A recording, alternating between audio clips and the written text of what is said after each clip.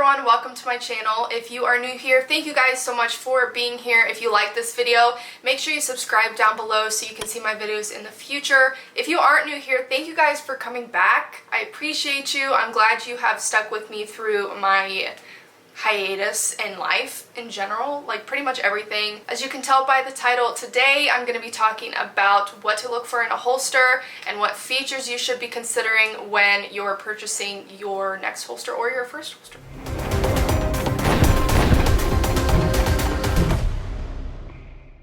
I've received a lot of DMs on my Instagram asking about what holsters someone should be looking for. Like, a lot of the people who DM me are just not happy with the functionality or the concealment they're getting from their current holster, or they're new, they're looking for their first holster and they have no idea where to start. So hopefully this video will help both of you people in your different groups find your next holster and maybe be a little happier with concealing every day. There are so many options of holsters, and I think a lot of people get overwhelmed when especially looking for their first holster.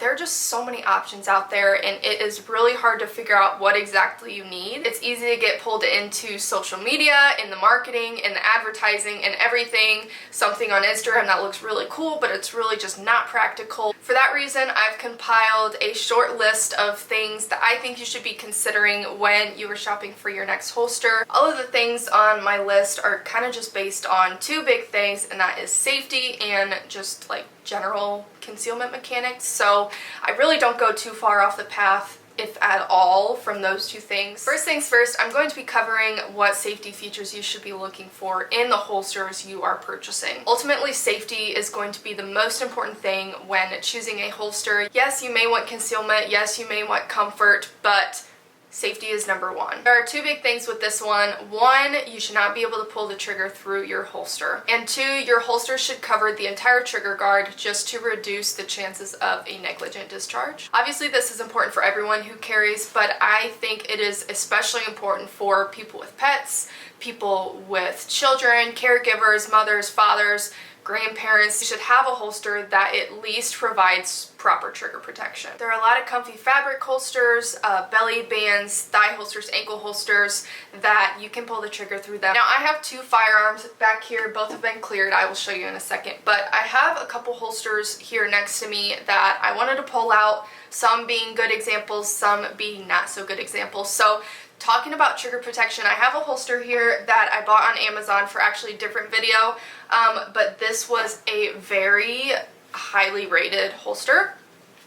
This is a thigh holster, so it's like a corset deal that goes on your thigh. So I have this thigh holster. I'm just going to pull out my 43X back here, which, double check it, nothing in the chamber and no magazine. This is like one of my smallest firearms. First, there's an issue with just being able to holster this without flacking yourself. So I think it claims that it can fit this firearm. You can see, first thing, fold this over.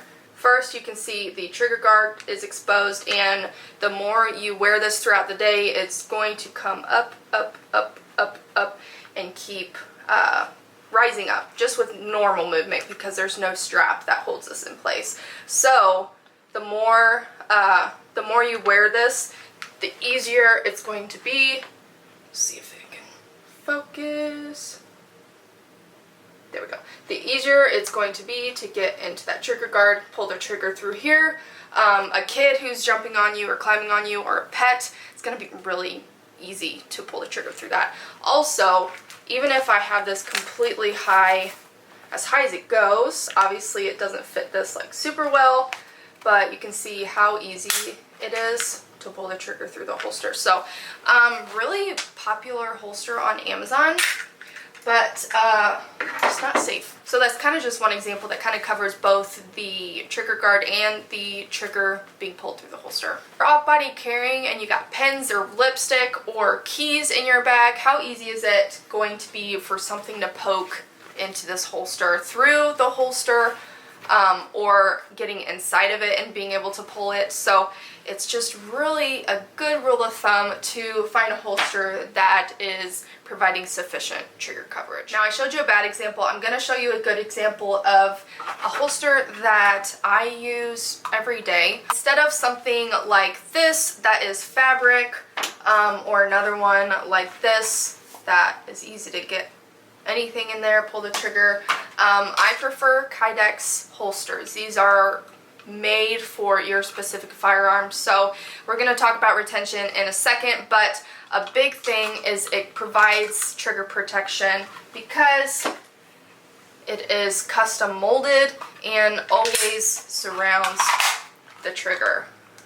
So you can see the mold is there for the trigger, but there is no way I can get inside that trigger, and there's no way anything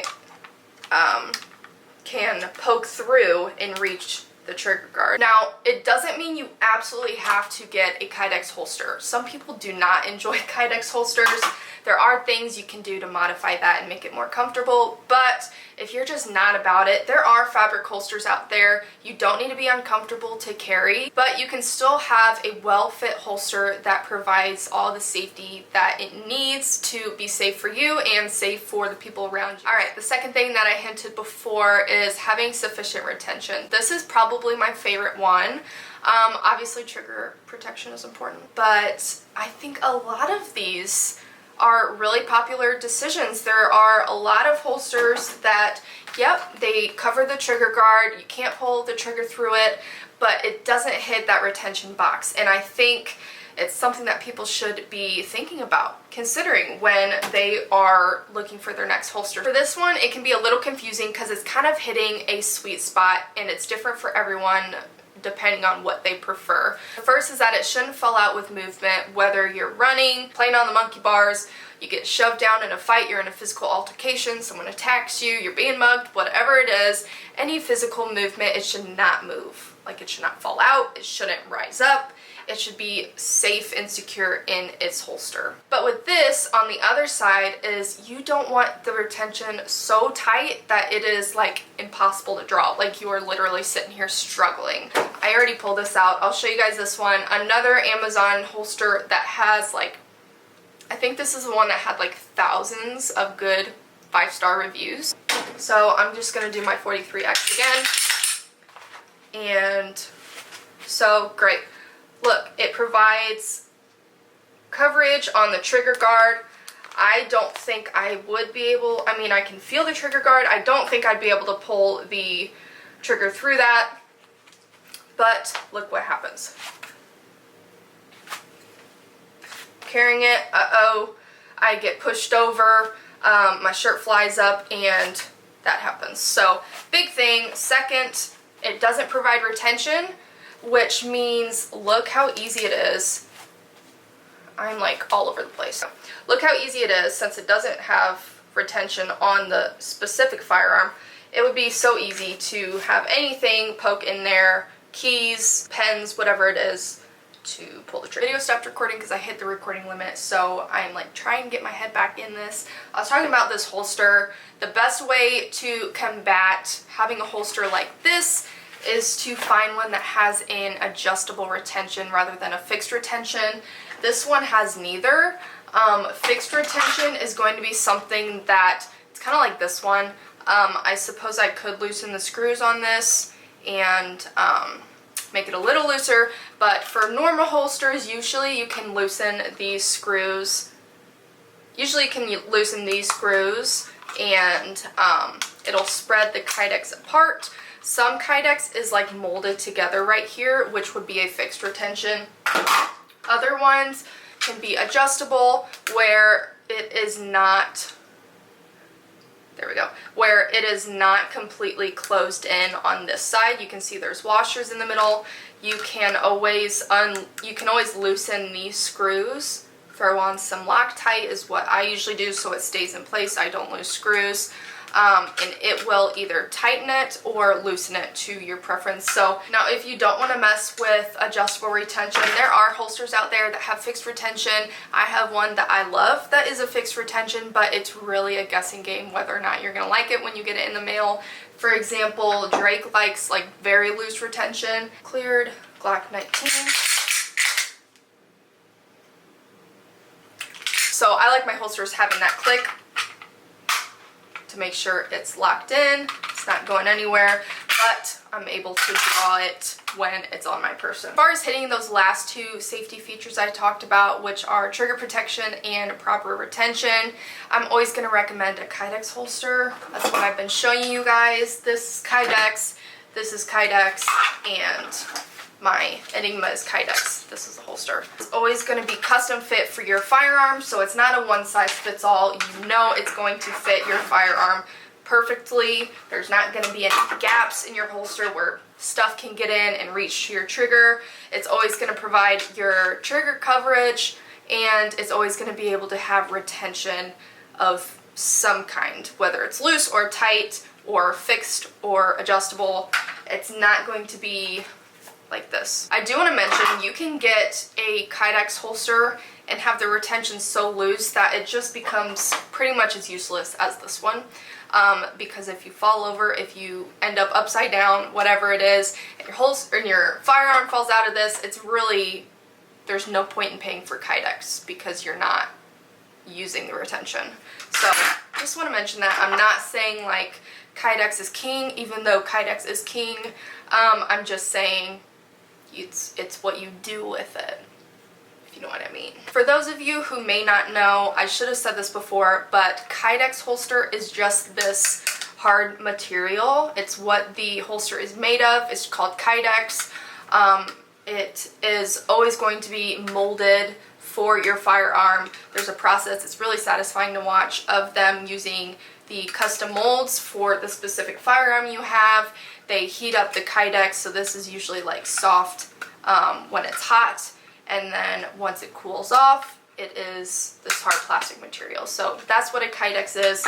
I didn't know when I first started, so I thought I should mention that. The last thing I have under safety features to look for in a holster is your safe handling capability. So can you draw safely? Can you reholster safely? Can you reach the firearm at all? Is it accessible? All of those things kind of wrapped into this one. With this, it is about your holster, but it is also about where you're placing it. So for example, maybe you found a belly band that hits all of those safety features that I mentioned before. You have the belly band on. Then you have to start looking at what it looks like to reholster, what it looks like to draw, and to do that efficiently. With those two things, you shouldn't be flagging yourself or other people when you're drawing or reholstering. That's really important. You also may want to think about how many hands it'll take you to draw. So maybe you're a mom and you're wearing a belly band and it has a little strap that goes over to make sure the firearm stays in place. What if you have a kid in your arm and you're one-handed? Are you able to draw effectively where you can take up that strap,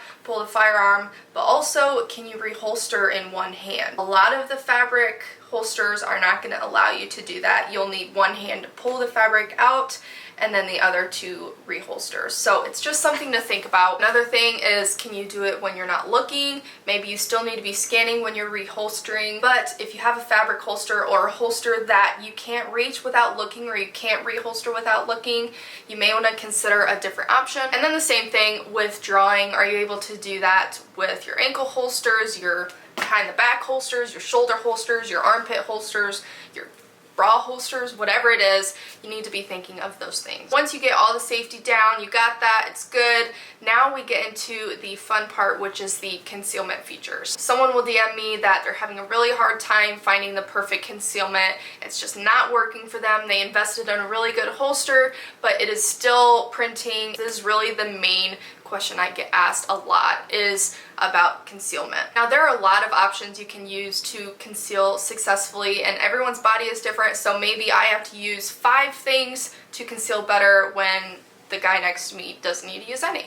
Just depends on our bodies. We're all shaped differently. We all have different concealment goals. So that's one thing to keep in mind, is that something that works for me may not work for you, or vice versa. The first one, and the main one I always ask people if they've tried, is a holster with a wing. You may have seen appendix holsters that have the wing on it, whether it's a mod wing, a dark wing, a raven claw wing, whatever. They essentially all have the same functionality in mind, which is to create pressure between your wing and your belt to push your firearm closer to your body. When I am putting this on my person, I'm not wearing the proper belt for this, but so here's my awesome setup. The point is to see the wing here and have that create pressure, which will push this closer to my body because it's pushing out, puts this in, and it makes it a lot easier to conceal when you have that extra hand pushing into your body. If you aren't using a holster with a wing and you're having problems concealing, this is the #1 thing I'll always suggest first is, have you tried a holster with a wing? Because it's going to make a big difference. Now, if you have a holster already and you don't want to pay for a new one, it works, it's just not giving you what you want. There are things called wedges, and they are miracle workers. There are so many different wedges on the market to help you with whatever specific thing you're struggling with as far as concealment. I would say a wedge is really good for fine-tuning your concealment when you've hit that point where you just can't get any more concealment. Different shapes, sizes, thicknesses, they all do the same thing, and that is to hit a problem area that you're having and to combat that with the use of the wedge. I'll show you a little bit about how the wedge works, but I do talk a lot more about concealment in my Filster Enigma review video. It is a review about the Enigma, but also I talk a lot about concealment and how the mechanics kind of work with that. I will show you my wedge. Yes, it is exactly what you think it is. A gel shoe insert. Now, yeah, it's thin. You don't think it's going to do anything, but it actually works really, really well for me. I've sent the link to people who have DM'd me asking where I got it. It's just gel shoe inserts from Amazon. I'm sure you can get different thicknesses, but I just grabbed these. It's like $5 for 2 of them, $6 for 2 of them, I don't know. But I have 2, and I don't tape them on. Some people will Velcro their wedge onto their holster. When I am needing a little extra boost in my concealment, if I'm wearing something and I'm like, doesn't look great with this outfit, I'll just throw the wedge underneath the holster and good to go. So I will get my 43 here, and I will show you kind of like the general idea of a wedge. Think of the wedge as something that is going to target the opposite side of what your problem area is. If I'm wearing my holster and I'm really struggling with my grip, I am going to take my wedge and I'm going to go on the opposite side. So the opposite side of up here is down here, and I'm going to go thick side down. And what that will do is, since it's thick side down, it'll push this muzzle out and this in. So it is really just a little boost, and you can get a lot thicker ones. The problem with it is if you push this out where the wedge naturally goes out, so here it is, that pushes into my body, but now you can see this is going to be poking out. It's the same thing the other way. If you're having below the belt printing, your muzzle printing, I will hit that opposite side of it. So if I'm having trouble down here, I'm going to put my wedge thick side up and hit the other side. What's that going to do? It's going to push this out in the grip or the muzzle in. It's really good at, like I said, hitting that next level if it's doing fine, but you just want a little extra boost. The wedge is going to get you there. Before wrapping up, I do want to mention that you can get all of these attachments and features and extra things, modifications to get the most you can absolutely get out of your holster. But in order to effectively reach the highest possible level of concealment for you, you're going to have to examine your body, your peaks, your valleys, where things sit higher, where things sit lower. That's really going to make the big difference of your concealment. It's going to be big to play around with the position of your holster, side to side, up, down, to see where that sweet spot is for you. Maybe you have like the best holster out there. You have one, it's great, you have a wedge, you have a wing, and it's still not concealing the way you want. Odds are you probably need to examine your body. I go into this a lot more in depth in my Enigma video, so again, I'll link that below. This was probably a really long video and it may seem like a lot, but as far as the safety features for a holster goes, that is really just like the low bar. That's the bare minimum you should be looking for in a holster. That's really just the baseline, and if a holster doesn't fit that, then I continue looking on, but that is just the bare minimum. Most of the holsters you look for should have that already. The concealment features, on the other hand, is probably going to be the one that takes more time and effort trying to figure out what works for you. I'm hoping this video helps you guys get started on where to look and what to look for in a holster, whether it's your first one, your next one, whatever it is. If you're still having trouble, I am always available in my Instagram DMs. Please feel free to reach out. I will answer any questions. You guys who know me know if you ask me a question on Instagram, it may take me a day or a couple of days or a week to get back to you. Sometimes they go to my requests and I don't see them for a little bit, but I always reply. Please feel free to reach out to me. Don't forget to subscribe so you can see my videos that I post next, and you'll be the first ones to see it. Thank you guys so much for watching this video, and I'll see you next time. Bye.